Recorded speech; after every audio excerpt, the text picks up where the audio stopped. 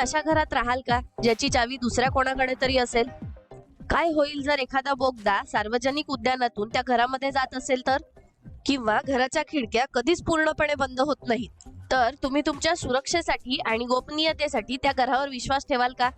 Internet हे ते घर आहे, याचा अर्थ असा नाही की तुम्ही त्या घरात कधीच जाऊ नका, पण तुम्ही तुमच्या सगळ्या मौल्यवान वस्तू तिथे साठवण्यापूर्वी धोके जाणून घेतले पाहिजे आणि त्याचं संरक्षण करण्यासाठी जे काही करू शकता ते केलं पाहिजे.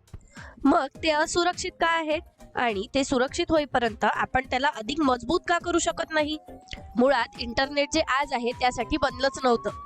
हे तसं आहे जसं कोणीतरी एका छोट्याशा बुटाच्या डब्याचा विस्तार करून त्याची खूप मोठी इमारत करायचं ठरवलं. इंटरनेट जेव्हा विकसित झालं तेव्हा संगणक खूप मोठे आणि इतके महाग होते की फक्त काही विद्यापीठे, मोठे व्यवसाय आणि काही सरकारे यांच्याचकडे ते होते. इंटरनेटचा उद्देश या मोठ्या कॉम्प्युटर्सला एकमेकांशी बोलू देणं हा होता. आणि जसे दोन संगणक एकमेकांना माहिती पाठवू आणि प्राप्त करू शकले तसं एक जाळं किंवा नेटवर्क तयार झालं. हे जाळं हळूहळू वाढलं आणि 1980च्या दशकात वैयक्तिक संगणक जसे उदयास आले त्यानंतर हे जाळं खूपच वाढलं. आता यावर लोक फक्त एकमेकांशी बोलत नव्हते तर पैशांची देवाणघेवाण करत होते, खेळ खेळत होते, बातम्या वाचत होते, खरेदी करत होते आणि आज आपण इंटरनेटवर ज्या ज्या गोष्टी करतो त्या सगळ्या करत होते.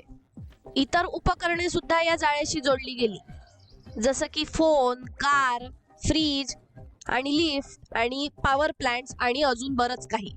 पण हे सगळे उपकरणं एकमेकांशी सहजपणे जोडल्या जाण्याची एक किंमत होती, सुरक्षितता किंवा सिक्युरिटी.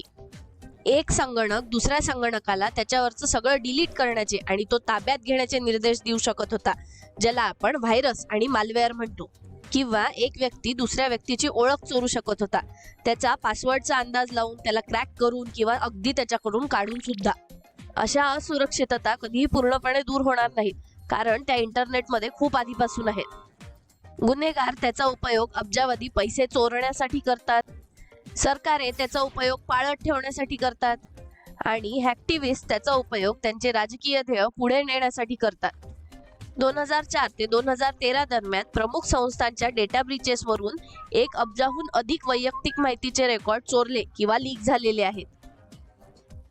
एक विचार म्हणून पूर्णपणे सुरक्षित इंटरनेट कसं असेल याची कल्पना करूया. इंटरनेट वापरणाऱ्याला त्याच्या संगणकावर काहीही डाउनलोड किंवा इन्स्टॉल करण्याची परवानगी दिली जाणार नाही.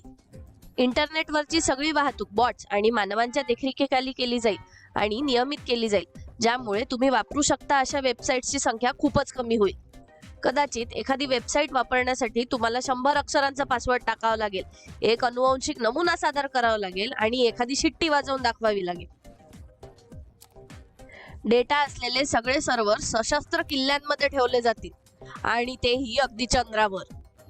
आणि एवढं सगळं करून सुद्धा एखादा हुशार हॅकर नक्कीच आत कसं जायचं याचा मार्ग शोधेल. चांगली गोष्ट ही आहे की इतक्या दोष असणाऱ्या इंटरनेट सोबत सुद्धा तुम्ही स्वतःचं संरक्षण करण्यासाठी काही सोप्या गोष्टी करू शकता. आणि असे बरेच लोक आहेत जे या इंटरनेटला सुरक्षित करण्यासाठी रोज काम करत आहेत. नोव्हाच्या सायबर सिक्युरिटी लॅबमध्ये तुम्ही यापैकी एका व्यक्तीच्या रूपात खेळाल आणि अशा एका कंपनीचं संरक्षण कराल जी वाढत्या अत्याधुनिक सायबर हल्ल्यांचं लक्ष आहे. या हल्लेखोरांना रोखण्यासाठी तुम्हाला सतत तुमचं संरक्षण मजबूत करावं लागेल. हे करण्यासाठी तुम्ही काही आव्हाने पूर्ण कराल जे तुम्हाला मूलभूत कोडिंगची क्षमता देतील. असे घोटाळे शोधण्यास मदत करेल ज्यामुळे तुम्ही तुमची गुपिते समोरच्याला सांगाल आणि पासवर्ड कसे क्रॅक केले जातात आणि अजून मजबूत केले जातात हे शिकवेल. जे घर इंटरनेट आहे त्याचा पाया कमजोर असू शकतो, पण ते इनोव्हेशन आणि आयडियाजच्या मुक्त देवाणघेवाणीचं एक घर आहे.